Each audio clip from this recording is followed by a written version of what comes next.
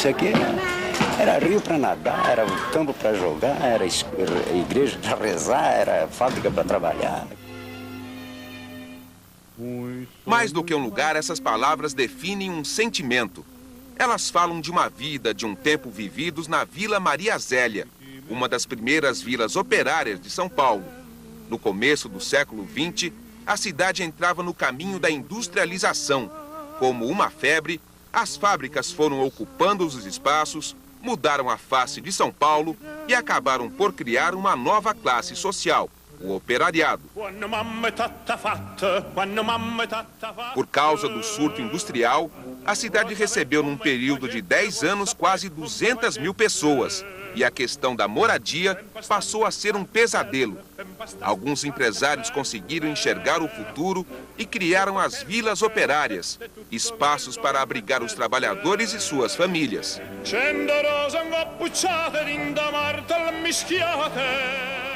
Em 1912, um empresário carioca chamado Jorge Street comprou em São Paulo um terreno no bairro do Belenzinho. Na extensa área que ia do Rio Tietê até a Avenida Celso Garcia, Street ergueu a Companhia Nacional de Tecidos da Juta e também a Vila Operária Maria Zélia. Ela foi idealizada por Jorge Street, que era um empresário de origem do Rio de Janeiro. Ele era carioca, médico de formação e com especialização na Alemanha, em Paris, enfim. Ele era uma pessoa que se destacava dos demais industriais. E ele começa, então, em 1912, esse projeto de realização da Vila e Fábrica Maria Zélia, né? Que era um complexo, a vila e a fábrica onde trabalhavam os operários. E ela é inaugurada em 1917 e em 19 ela já está em pleno funcionamento. Como eu disse a você, essa abrangência do projeto, ela englobava a vida do trabalhador desde o momento que ele se levantava até o momento dele dormir, inclusive seus finais de semana. Aqui a gente tinha, era uma família, sabe? Ela parecia mãe da gente, ele pai. Jorge Ela Street chegava e Maria aqui Zélia. e a criançada corria em volta dela. É? Ela fazia um agrado, eu trazia o carro dela cheio de doce para as crianças. Era uma pessoa boa, dona? Boa, foi boa. Jorge Street também, que homem, nossa. Ele sempre falava que nós não éramos operários, nem ele patrão, que nós éramos uma família. Que ele considerava essa Vila Maria Zélia uma família dele.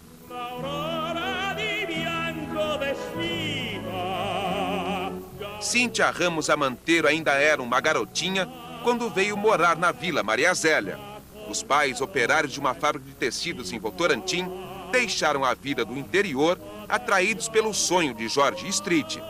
As imagens do dia em que chegou na vila se fixaram nas lembranças de Dona Cinta. Depois nós soubemos que aqui tinha uma vila que ia funcionar uma fábrica muito grande. Então, porque lá teve uma greve muito grande em Votorantim. Então, da família do Scarpa, que era o dono da fábrica de Votorantim, teve uma greve e mandou todo mundo embora.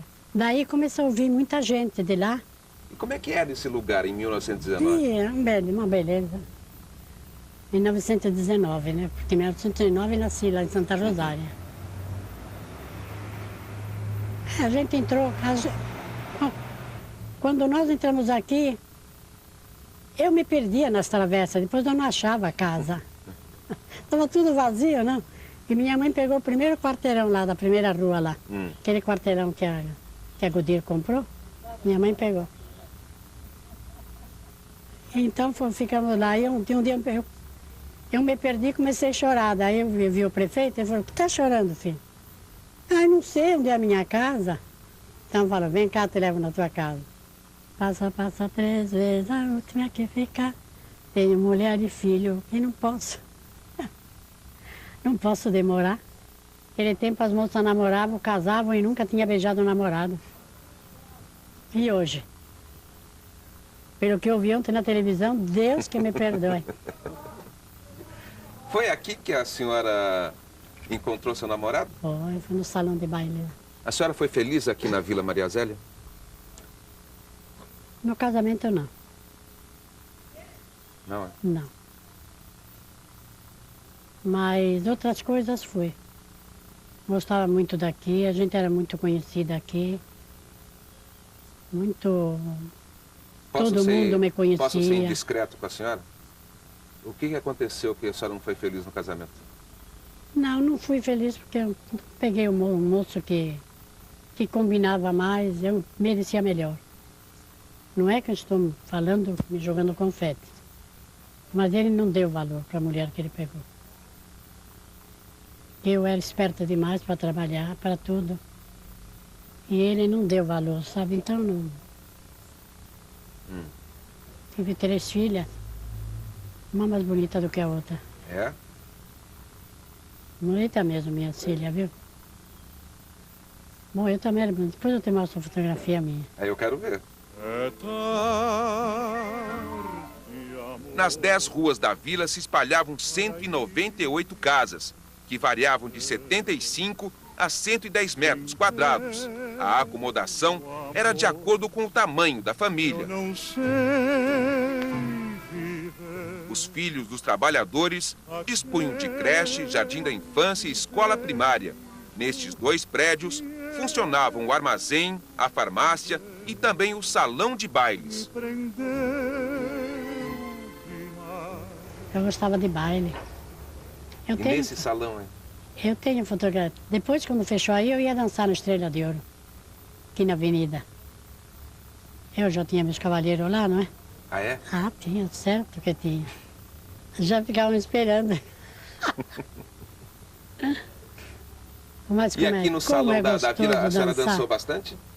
Se dancei. Nossa, se dancei. Eu tinha muito pretendente aí, mas eu não ligava para nenhum, não. Não? Gostava era de dançar só? Eu gostava de dançar. E dançar...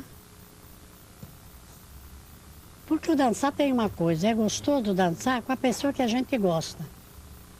Não é? Agora, tá se abraçando com a pessoa que você não gosta, não dá pé, viu? É ou não é? Então, mas quando a gente gosta, é gostoso, né? A gente não via a hora que chegasse domingo para ir no baile. Depois, na quinta-feira, também tinha ensaio. Os moços que não sabiam dançar, os outros tinham que ensinar ele. E naquele tempo era o tempo dos tangos, né? Tango, boleros, né? Valsa. Mas foi vivendo, morando aqui, que a senhora descobriu o que quer dizer a palavra felicidade. É, porque nós ficamos só aqui, não é? Nós não moramos em casa. Tem gente que sai, muda, vai aqui, vai acolá, vai em outro lugar. Nós não, minha mãe... A senhora não? Meu pai gostava muito de morar em casa de fábrica. Porque ele falava, é tão bom, é tão pertinho. Porque em 5 minutos eu já estava lá na fábrica. Eu entrava por essa travessa, o portão já estava ali. Então 5 minutos já dava. Hoje a senhora vive das lembranças. É verdade. Vivo das lembranças mesmo. Quando eu deito, eu pego no sono pensando. Quando eu vou ver, já é de manhã. Já levanto. Mas era muito... Sim, já foi tudo. Mas enfim, o que vamos fazer, não?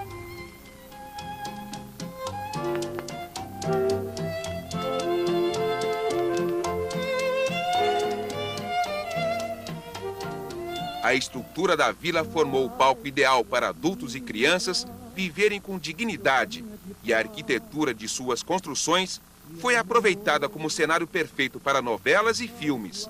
Um deles, O Corintiano, de Amácio Mazzaropi, marcou a vida de muitos moradores da Maria Zélia. Eu lembro do salário mínimo. do filme O Corintiano, né? Que a gente praticamente até tomou parte e tudo, né? O senhor foi figurante no filme? Não, eu não, minha sogra foi. Minha sogra fez uma ponta. Tem minha mulher que também fez uma ponta. E aí a gente tem esse conhecimento aí, né? O filme foi feito aonde aqui na vila? Aqui nesses pedaços aqui, nessas duas casas. E aqui no campo do Maria Zélia, né? Sim. E o senhor conheceu o Mazzaropi? Conheci bem o Mazzaropi, inclusive ele entrava na casa da gente, a gente dava um café para ele e tudo. O Mazzaropi era gente fina. Pronto, um penteado igual ao do Dino. O senhor se lembra que essas duas casas, no filme O Corintiano, por exemplo, serviram para quê? Para firmar, o animal ficava aqui nessa porta aqui, mais ou menos, né? O animal dele. E eles entravam naquela casa, nessa daqui, na outra de lá. Como se fosse moradia dele? Fosse moradia deles, né? Eles aqui consideravam essa vila, aquele tempo, como se fosse uma cidade do interior, né? A vila é um cenário eterno. Ah, um cenário eterno. Eu moro aqui muitos e muitos anos, então a gente pode... É uma satisfação, né? Morar aqui nessa vila, né?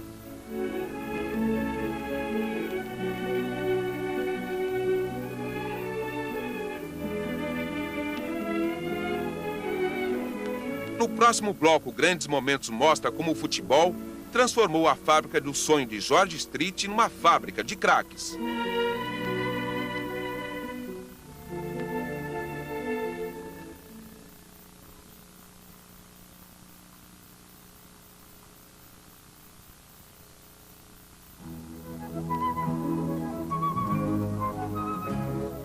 Esta capela é um marco na história da Vila Maria Zélia. Além das missas de domingo e das cerimônias de casamento, ela abrigou um verdadeiro centro de decisões político-ideológicas. Era na capela que os operários se reuniam para discutir a vida dentro da fábrica e firmar uma posição contrária ao projeto paternalista de George Street. Aqui dentro existia uma certa resistência a essas condições de vida que George Street dava para os seus operários?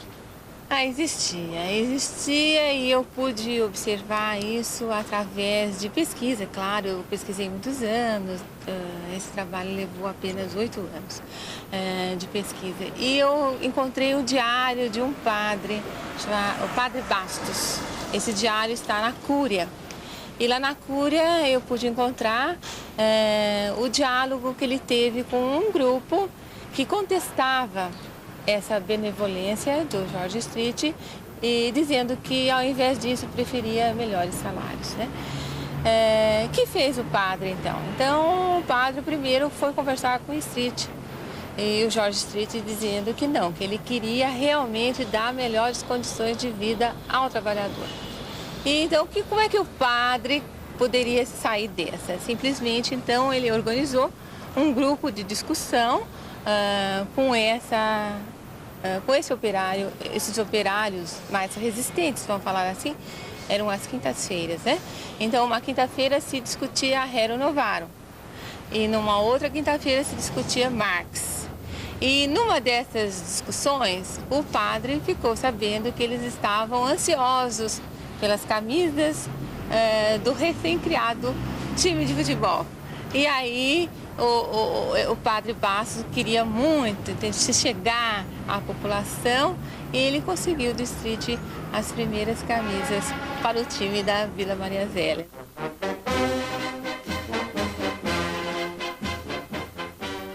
Foi a paixão pelo futebol que tornou a Vila Maria Zélia ainda mais famosa. O século XX nem havia chegado na metade e a vila já formava jogadores talentosos e times imbatíveis. Foi um berço numa época, vamos dizer, 40 e pouco, perto de 50, né? Daqui saíram muitos valores. Para mim foi um primeiro juvenil que se projetou dentro de São Paulo, né? O time era bom assim, Arruda? Bom que bateu em todos os juvenis que apareceram, né? Os maiores de São Paulo, como Ipiranga, Juventus, que eram os maiores, né? É duro trazer esse cara pra cá, viu, filho? Isso aqui melhorou, hein? Bom dia. Como é a senhora? Você lembra dele? Nossa, Luiz! Tá bom? Tá bom, tudo bem? Este homem pequeno foi um grande astro do futebol brasileiro. Por quase 2 décadas, Luiz Trochilo vestiu a camisa do Corinthians. Seus dribles e o jeito endiabrado de jogar o tornaram um dos maiores mitos da história corintiana. Luizinho, o pequeno polegar, começou a ensaiar suas melhores jogadas nos campinhos da Vila Maria Zélia. Comecei a desenvolver meu futebol aqui. 43, tinha 14 anos. Jogava com gente maior já, esporte, extra. Fui desenvolvendo até que me levaram para o Corinthians, né? Passei toda a minha infância aqui. De 1943, praticamente até hoje. Quando eu venho aqui, a gente fica até emocionado. Fica emocionado. Tem toda a vida do Luizinho. Ele não começou aqui, mas sei muita coisa dele. Conheci mais o Luizinho quando ele já estava indo embora daqui. Para jogar no Corinthians, jogava nos aspirantes no Corinthians, ele, o Colombo, não foi? E depois ele foi subindo, né? E foi aonde chegou a vida, né? De um grande jogador de futebol. Ontem nós nos vimos. Luiz, quando é que o futebol deixou de ser uma diversão para você, para ser uma coisa assim de profissão? Foi aqui no Maria Zélia, nesse campinho que tinha aí atrás? Foi. Isso eu joguei muito na várzea. Eu quando passei a ser profissional, eu tinha meus 14, 15 anos, mas eu era um garoto muito responsável. Eu quando eu comecei a jogar pelo aspirante do Corinthians, eu já pensei, daqui para frente eu só tenho que ser jogador de bola. Então eu vou deixar de jogar na várzea, entende? Então poucas vezes joguei. A minha vontade era ser jogador de bola mesmo. Não sei se Deus me deu essa profissão, o que foi que eu joguei 20 anos pelo Corinthians. E estou feliz por causa disso. Por defender aquela glória, aquela bandeira que até hoje, meu amigo. Aquilo mora no meu coração, mora. Maria Zélia também? E Maria Zélia também, foi daqui que eu saí, né? Vai sua vida. Eu quando eu tinha meus 14 anos, esse senhor aí chegou pro meu pai e falou assim, olha, o senhor não se importa de levar o seu filho para jogar no Maria Zélia? Falou, por quê? Porque de lá ele já vai partir para um clube grande. Mas meu pai não sabia que era o Corinthians. A sua vida é uma linda canção. Esse prédio hoje que nós estamos vendo aí, ele precisa ser um pouquinho de reforma, sabe? Ele está um pouquinho acabado. Mas aí na minha mocidade, que eu jogava bola aqui, os bailes eram tudo feitos aí. Sábado e domingo só tinha baile aí. E vinha, o pessoal tudo geralmente era daqui. Dificilmente vinha gente de fora. Já estava habituado aqui com o pessoal.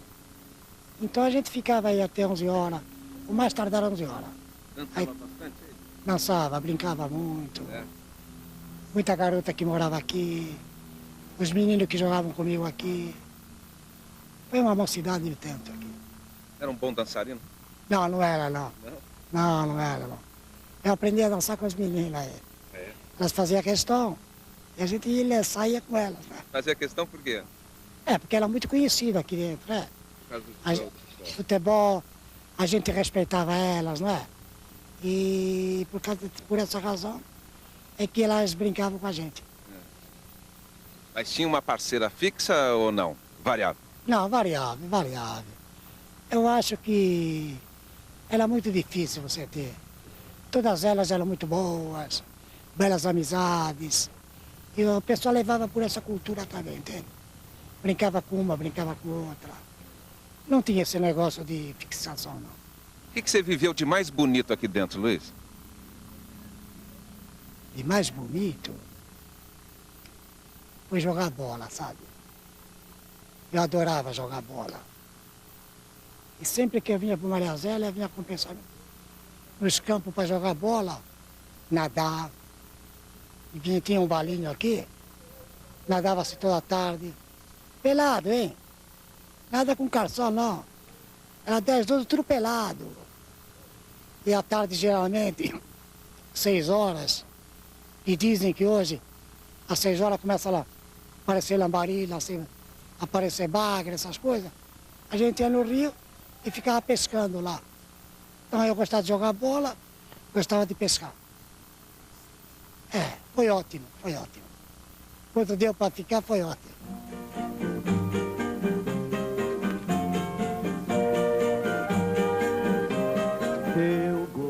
Em meio a tantos meninos que se transformaram em homens de fama por causa do futebol, existia um mestre.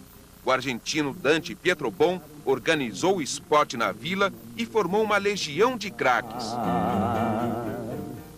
E por que saía tanta gente boa daqui do Maria Zélia, tanto jogador bom? Era um celeiro de craques ali. Tinha um treinador argentino, chamava-se Dante Pietrobon. Ele mandou lá na Creta, o Valuccia, que era juiz. O cara sabia tudo de futebol. Só que no Corinthians, titular, nunca deixavam ele treinar o titular, sempre trazia gente de fora. Né, Luiz? Ele não era um homem vaidoso, não. Ele preferia trabalhar com a molecada. Ele fazia a molecada. Ele pegava jogadores, só que tinha muita habilidade com a bola, entende? Depois ensinava a você partir para o campo, para o jogo, entende? Não queria que você demorasse com a bola, não dava os dribles desnecessários. Nós passamos aqui no Maria Zélia, mas era difícil perder. Ficava 3, 4 anos sem perder uma partida. 3, 4 anos sem perder uma partida. 300 partidas. Então ele era um homem que, ele só, o garoto no andar o parado que nem eu, ele já sabia se eu tinha pinta de jogador de bola. O Dante Pietrobon morava aqui dentro. É como ele falou, à tarde, você vinha toda tarde aqui, e toda tarde você jogava bola com ele. Sem compromisso, para brincar. Só para brincar. Você ficar até 7, 8 horas jogando bola aqui. Ele entendia muito futebol, como todo argentino, né? Eu não tenho nada a favor dos argentinos, tenho a favor dos brasileiros. Mas o Dante entendia bem de futebol. Sabia organizar e tinha tempo também. Ele era aposentado do Banespa, se não me engano, uma coisa assim. Mas sempre foi imbatíveis, não. Mas times bons sempre teve. Sempre teve times bons.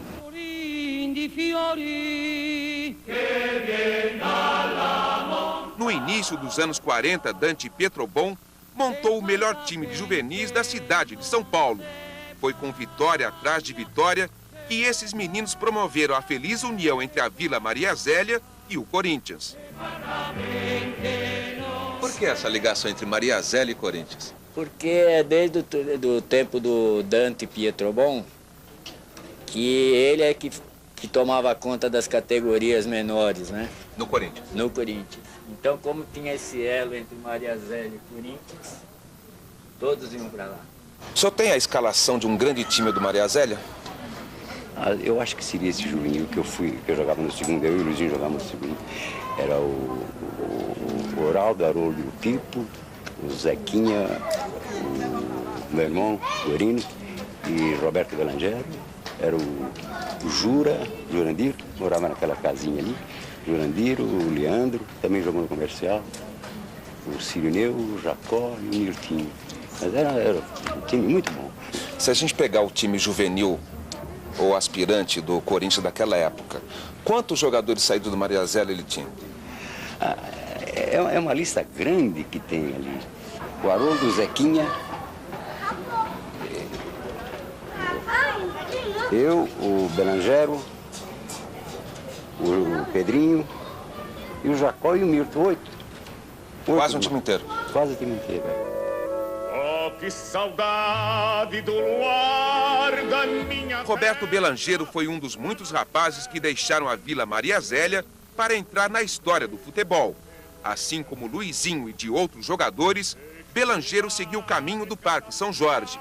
No Corinthians, o menino Roberto virou um professor de futebol. Desses jogadores que saíram do Maria Zélia e conseguiram vencer na profissão, começar a lista por Roberto Belangero é covardia? Eu não sei, né? Eu não sei, não. Eu sei dizer que aqueles jogadores que saíram de lá e depois se transformaram em grandes jogadores, profissionais que foram, a maioria deles já tinha condições de ser grande jogador. Já visto um Luizinho, jogou do meu lado com 12 anos, jogando no infantil e juvenil do Maria Zélia. Ele se transformou nessa fera que nós conhecemos, né? Esse jogador fora de série que foi. Colombo não foi tanto quanto o Luizinho, mas foi um craque também, jogou muito bem. Cabeção como goleiro, posteriormente o Rafael chegou a jogar um pouco no Maria Zélia também. Eram jogadores que já tinham essa condição de vencer na carreira. Roberto, que lembranças que você tem da Vila Maria Zélia? Bom, ali eu praticamente comecei a bater na bola, eu comecei a jogar minhas peladas e depois passei a jogar pelo juvenil do Maria Zélia, né?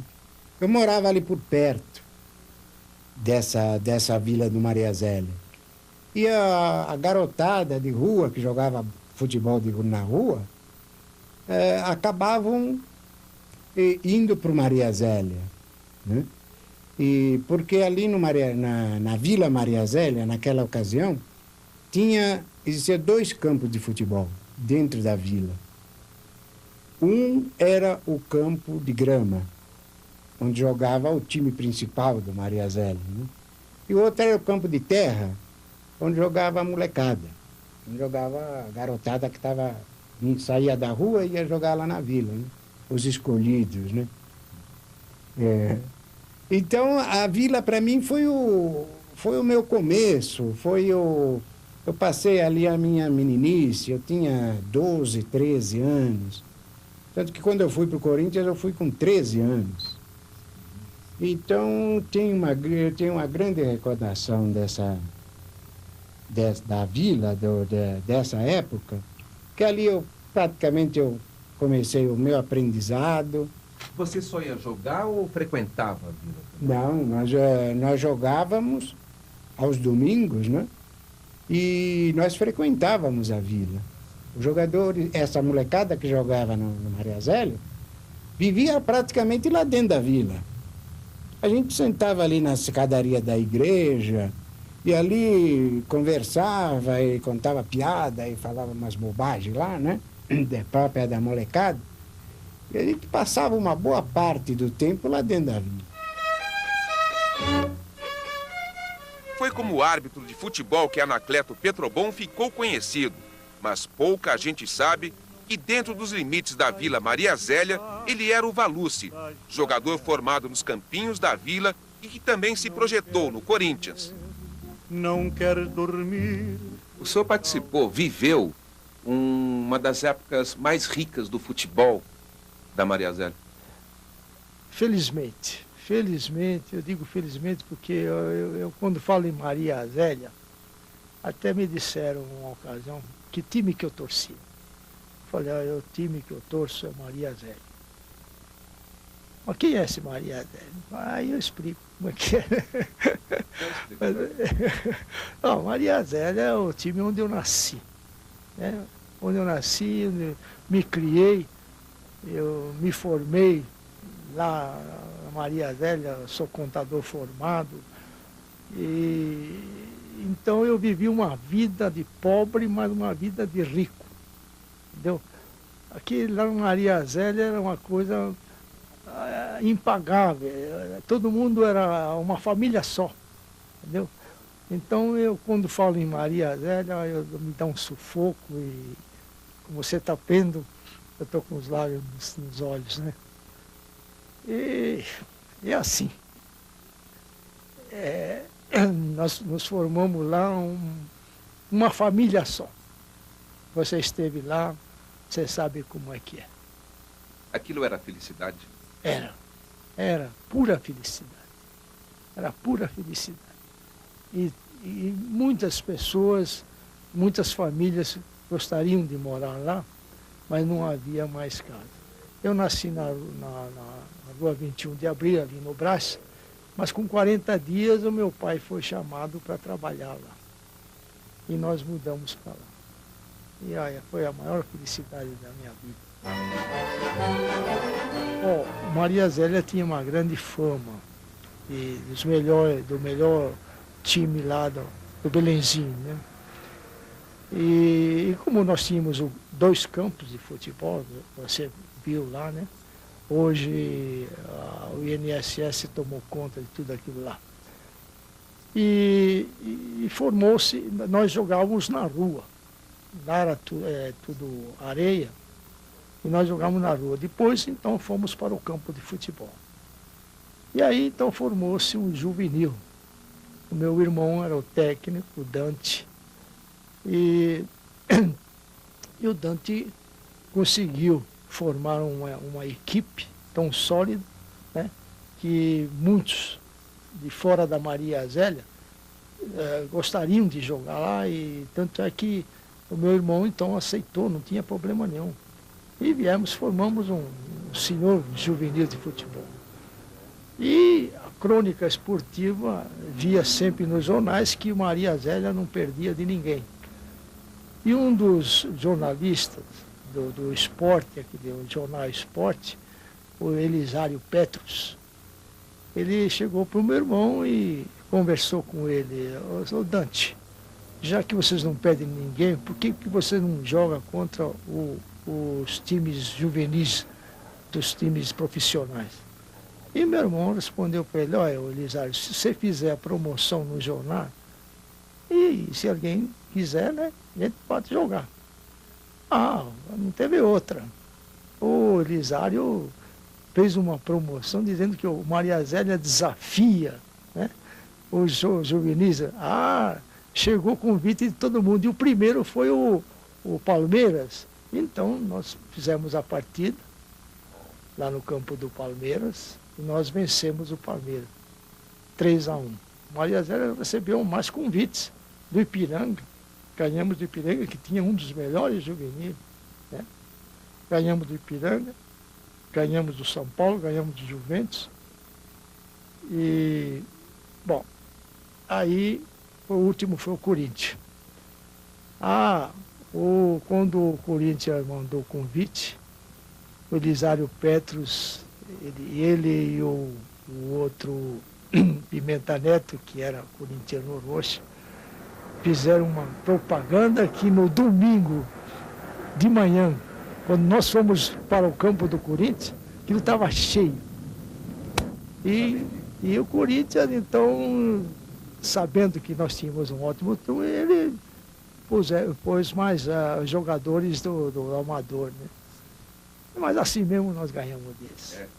No final, o Alfredo Trindade, que era o presidente do Corinthians, ele entrou em Campos e falou: vocês não vão embora não. Vão ficar tudo aqui, nós vamos escrever todos vocês, né? E inclusive o técnico, o seu Dante Pietrobon. Infelizmente, havia sempre aqueles ciúmes, entendeu? Pessoas que queriam ficar no lugar do meu irmão, gente profissionais, entendeu? E como mudou a diretoria, eles acabaram deixando o meu irmão para fora, né? Isso aí prejudicou muito o meu irmão. Meu irmão teve um acesso e ficou muito ruim, depois veio a falecer, né? Isso daí, mas isso aí não me sai da memória. Então, é isso aí. Mas eu joguei no Corinthians 16 anos, né? E depois me emprestaram com o Comercial. Fiquei um ano lá, depois voltei para o Corinthians, aí o Juventus comprou meu passe. Joguei só um ano, 8 meses no Juventus. E depois abandonei o futebol. Aí eu comecei a fazer o curso de arbitragem. Aí é que foi mais umas sensações que eu passei no futebol brasileiro, né? E nesses 12 anos de juiz de futebol, fui considerado 8 anos o melhor juiz do Brasil, pela crônica esportiva, não eu. E você está vendo aqui os jornais, aqui, depois você vai ver o que eles dizem, né, das minhas arbitragens. Infelizmente, eu podia ser uma pessoa milionária, mas eu não sou milionário, porque eu nunca me vendi no futebol. Depois de muitos anos de glória e de felicidade, o sonho de Jorge Street começou a ruir. Hoje, aquele passado caminha como um fantasma pelos velhos prédios, onde antes funcionavam a escola, o armazém e o salão de baile. Nós já estávamos saindo à procura de um financiador na iniciativa privada para isso. Entretanto, a nossa gestão terminou, né? Não foram nomeados novos elementos, o CONDEFAT está acéfalo e pouquíssimo se pode fazer. O que eu realmente espero que tão logo o CONDEFAT reinicie suas atividades e o novo conselho tome posse, é que esse projeto vá para frente, entende? Que a gente consiga voltar para a comunidade esses imóveis, porque esses imóveis foram feitos para a comunidade. A legítima proprietária é a comunidade.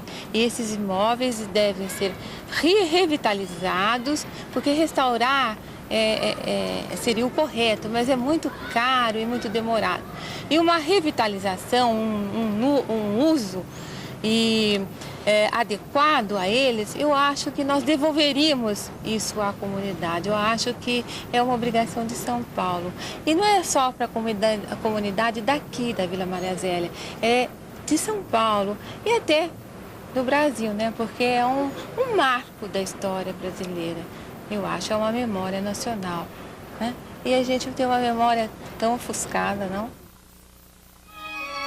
O futebol, um dos maiores orgulhos do lugar, também ficou perdido no tempo e só sobrevive na memória dos antigos moradores. Por que o clube acabou? Porque o NPS tomou o campo, né? O terreno, diziam que era nosso, mas na verdade não era. O terreno era do antigo IAPI, depois passou a ser NPS, hoje é INAMP, cada hora muda o nome, mas o lixo é o mesmo. E eles tomaram o terreno, fizeram o hospital aí, né? O INPS veio aí numa segunda-feira, chegou com um trator, pegou aí, invadiu o campo, né? Já arrebentando alambrado, fez um X no campo. E aí começou a destelhar vestiário, bote. Foi assim, nem nós esperávamos, né? O que o senhor sentiu, senhor? Eu simplesmente comecei a chorar, né? Porque aquilo doeu mesmo, né? Para quem tomava conta, assim, cuidava de quase toda essa parte, aquilo foi muito dolorido.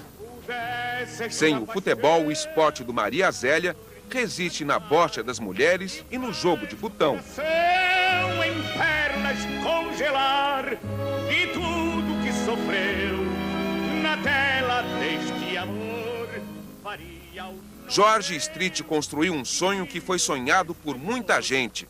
Pessoas que viveram a infância, a adolescência e se tornaram adultas, aprendendo a cada momento o significado da palavra felicidade. Ver e ouvir Anacleto Petrobon falar das suas lembranças é entender com emoção como foi a vida na Vila Maria Zélia. Pra gente só passa a impressão de que lá era o melhor lugar do mundo. Era mesmo, porque não bastasse isso, havia também uma outra coisa muito boa lá no Maria Zélia, que é entretenimento fantástico para todos que moravam lá e para os outros que vinham para lá. Era o Rio Tietê. O Rio Tietê, onde a gente pescava, uma maravilha. Eu chegava a levar 20, 30 lambaris para casa, né? Minha mãe limpava e freitava todos eles, tabarana, bagre. Era uma beleza, aquilo lá foi uma maravilha, não sei, todo mundo fala, você precisa viajar. Eu viajei, eu conheço muitos lugares, conheço a Europa, conheço a Itália, conheço a Espanha, Jerusalém, fui fui em diversos lugares, conheço tudo. Mas Maria Zélia era Maria Zélia. Se for possível, com qual palavra o senhor usaria para definir a sua vida na Maria Zélia? Não existe. Não existe palavra. Sincero, honestamente. Aquilo, eu posso dizer que eu não conheço o céu. Né? Dizem maravilhas.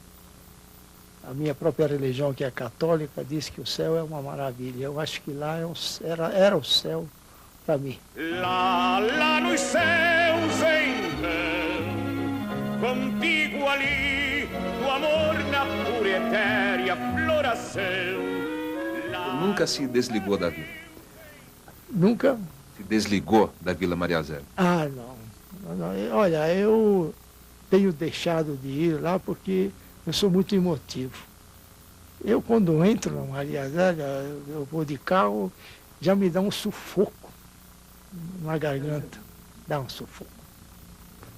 Dá um sufoco porque...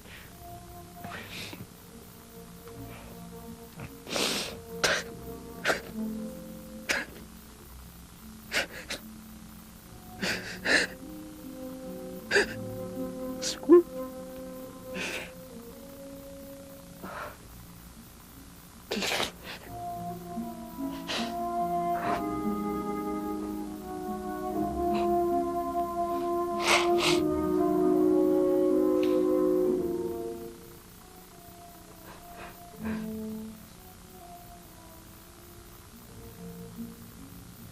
Desculpe.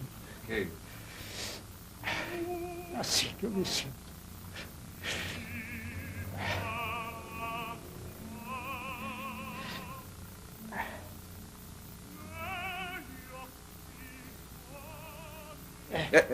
Essa emoção que o senhor sente, isso é sinônimo da Vila Maria Zélia?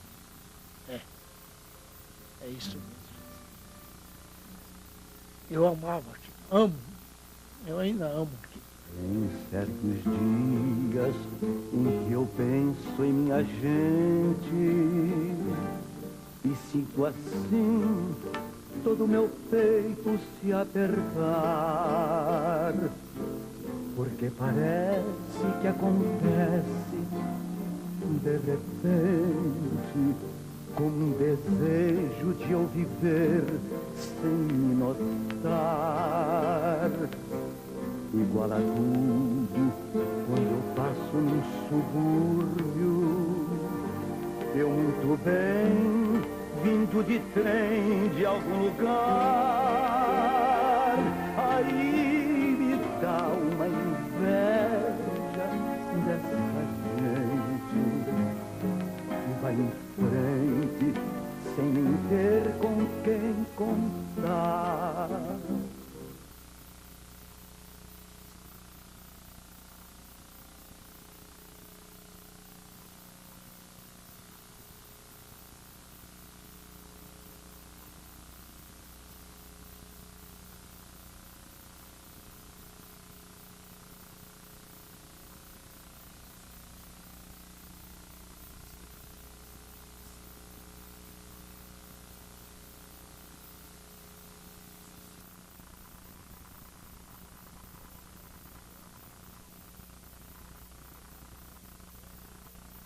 Nós não íamos chegar a lugar nenhum. Não ia adiantar eu chegar lá e arrebentar, fazer 40 pontos por jogo, a Hortência ou a Janete, individualmente, né?